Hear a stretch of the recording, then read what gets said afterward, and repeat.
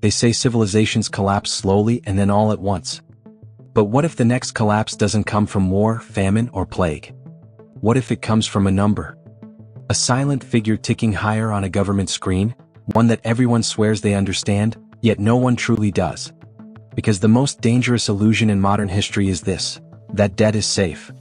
Welcome to the Financial Historian, where money, power, and faith intertwine. And today we're pulling back the curtain on the promise that built modern civilization, and the belief that could one day destroy it. If the United States ever failed to pay its debt, the global economy wouldn't just tremble, it would vaporize. Within 48 hours, markets would vanish, banks would seize, and every dollar in your pocket would turn into digital dust. Because what we call US debt isn't a spreadsheet entry. It's the scaffolding of the modern world, the unseen structure propping up everything from your mortgage to the price of bread. And if that structure ever cracked, it wouldn't just be America's problem. It would be the end of global trust, the moment when money itself stops meaning anything. But before we imagine that fall, we have to ask, how did we build this tower of faith in the first place? And why does the richest nation in human history owe more than anyone else alive? It began in 1790.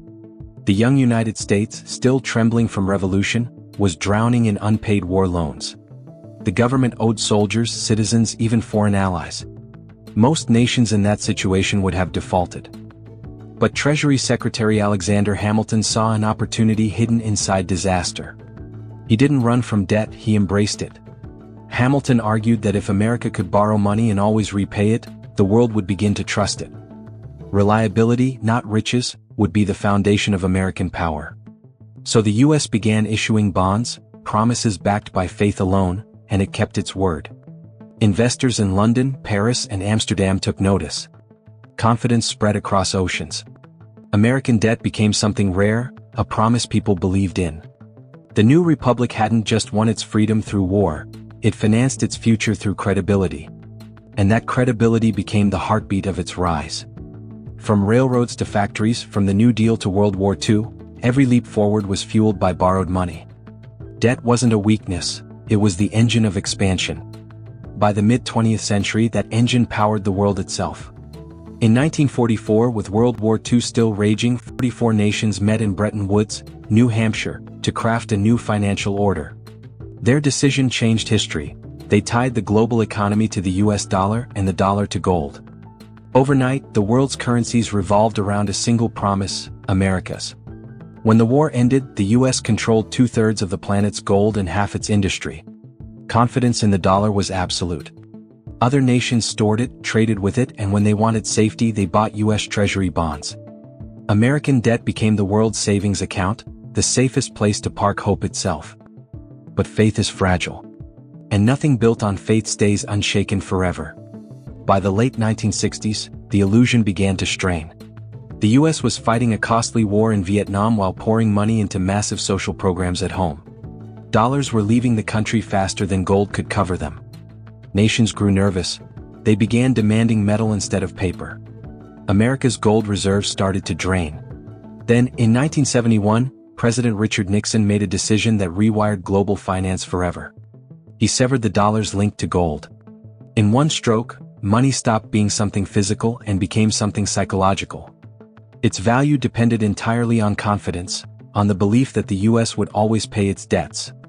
That belief birthed the world we live in now, a system not backed by gold but by trust. A debt standard. For the first time in history, the United States could create unlimited credit so long as the world kept believing.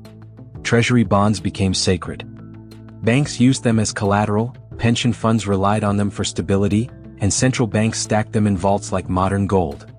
When people talk about the national debt, they imagine a bill to be paid.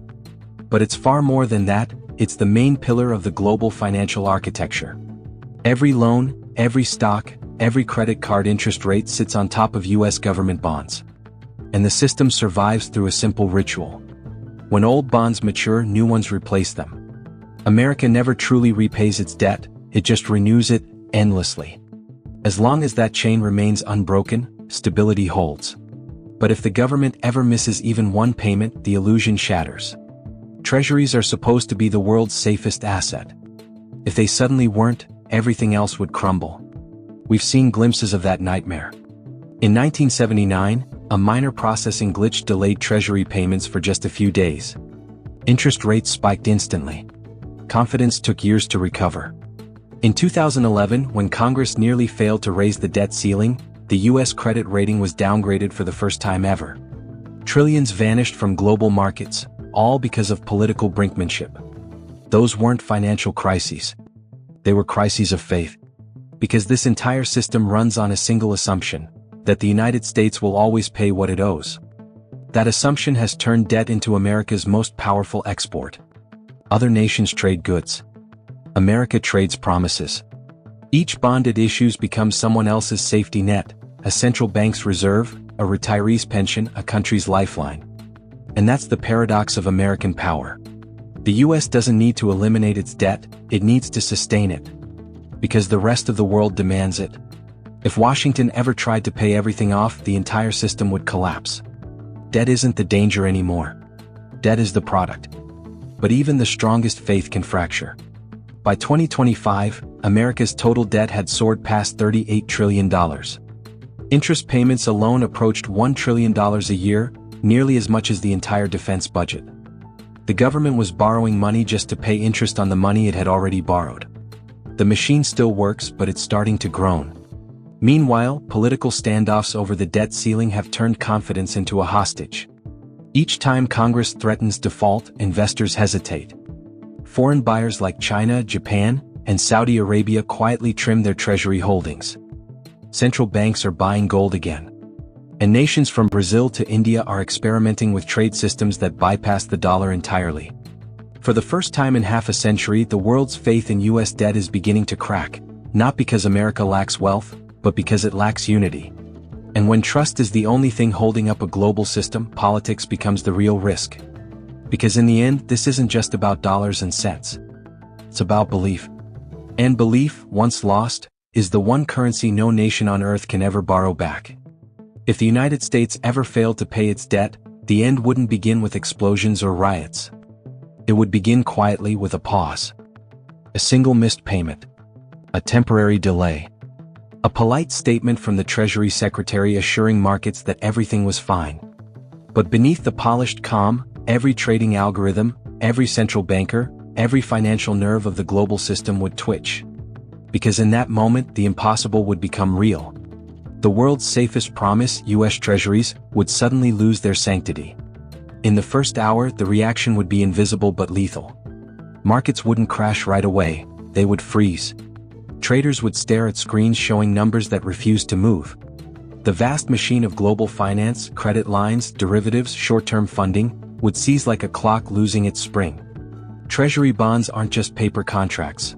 They are the backbone of the world's financial plumbing. They guarantee the loans that fund factories, the mortgages that buy homes, the capital that sustains nations. If they can no longer be trusted, no one can lend, no one can borrow, and nothing can be priced with certainty. Within hours, liquidity would vanish. Stock prices would begin to fall, not because businesses stopped working, but because the foundation of value, faith in tomorrow, would collapse. And then the shock would spread outward. Foreign central banks holding trillions in U.S. debt would scramble to protect themselves. The dollar, once a symbol of safety, would spiral downward as investors fled toward gold, euros, or digital havens. Interest rates would skyrocket. Mortgages, car loans, credit cards, everything tied to borrowing would suddenly double or triple in cost. Within a week, the United States would struggle to pay soldiers, issue social security checks, or cover healthcare costs. Within 2, the arteries of the global economy would seize entirely. But behind all the numbers, behind all the markets, lies the true story, faith. The United States doesn't just print currency, it prints trust. And if that trust fractures, there is no central bank large enough to patch it back together. Every empire has lived this story before. Rome had its denarius. Britain had its pound. Both learned the same truth. A currency endures only as long as people believe in the empire behind it. When that belief fades, even the hardest metal turns to dust. America's collapse wouldn't start with protests in the streets. It would start with data, numbers that stop making sense. Interest rate spreads widening in the dark. Encrypted calls between central bankers, their voices calm but their hands shaking. And then the panic would reach the real world. pension funds eroding, corporations missing payrolls, governments quietly selling off their dollars. The global economy wouldn't attack the United States. It would simply begin to drift away, not out of vengeance but self-preservation. Many imagine China or another rising power would instantly take America's place. But the truth is harsher: trust can't be inherited. It must be built, and that takes generations. The world wouldn't find a new reserve currency overnight, it would stumble into a period of chaos. Every transaction would grow heavier, every trade costlier, because no one would be certain what anything is truly worth. That's what default really means. Not the end of money but the end of meaning. And the bitter irony? This crisis wouldn't happen because America ran out of money. It would happen because it ran out of unity. The United States could pay its bills at any time, it controls the most powerful printing press on earth. But if politics strangles function, if ideology triumphs over responsibility, the effect is the same as bankruptcy. Confidence doesn't ask why a nation failed to pay, it only sees that it didn't. The warning signs have already flashed. In 2011, Congress nearly failed to raise the debt ceiling, and global markets lost trillions in days. For the first time in history, the U.S. credit rating was downgraded. Faith cracked. In 2023, another standoff pushed the Treasury to the brink again, forced to juggle accounts like a desperate household. Each time the crisis passed, but the scar remained. Faith doesn't reset, it decays. Today the numbers themselves are staggering. America's debt has exceeded $38 trillion. Its annual interest payments are nearing $1 trillion, more than the nation spends on defense, more than it invests in its future. It's borrowing money just to pay interest on the money it already borrowed. The engine still turns, but the gears are grinding louder every year. Yet the true danger isn't arithmetic. It's amnesia. The quiet assumption that because the system has always survived, it always will. History warns otherwise. In the final chapters of every empire, money stops representing productivity, it represents denial. Governments print, borrow, and spend not to grow but to delay. Until the illusion becomes too expensive to sustain. Until trust finally costs more than debt itself. The United States isn't at that point, not yet. But it's walking the same road others once did. Rome, Spain, Britain each mistook global trust for permanence. And when that trust faded, their currencies, their influence, and their empires faded with it.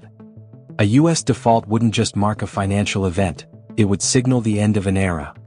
Not because the math stops working but because the story stops believing itself. For 80 years, the world has operated under a single assumption, that America's system, its laws, its institutions, its dollar will endure through every crisis. That belief built trade, powered investment, and stabilized nations. If it dies, there won't be a new order waiting. There will only be uncertainty, the raw noise of markets searching for meaning. Even if the United States avoids collapse, each confrontation leaves a scar. Each downgrade, each political stunt, each headline about running out of money, chips away at the illusion of permanence. Next time the debt ceiling looms, markets will flinch faster. Next time yields spike, central banks will diversify sooner. And power will shift, not through revolution but through quiet rebalancing. That's how empires end now. Not with the march of armies but with the migration of capital. Not in flames but in silence. The world won't fight the dollar, it will simply stop needing it. And that, ultimately, is the real danger. The US doesn't need to default to lose its crown, it only needs to keep testing the world's patience until trust runs out. Because once the world decides America isn't the safest borrower, the same debt that once made it powerful becomes its undoing. The American empire was built on a paradox: infinite credit backed by infinite confidence. For now, that faith still holds. The world still buys treasuries. The dollar still reigns. Markets still whisper, too central to fail. But faith, like currency, devalues through overuse. And if the day ever comes when the United States truly cannot pay, whether from politics, paralysis, or pride, it won't just default on creditors. It will default on history. On the myth that any empire can borrow forever, rule by belief, and never face the reckoning that awaits them all. Because in the end, the truth is brutally simple. The world doesn't run on money. It runs on trust. And trust is the one currency no nation, not even America, can print.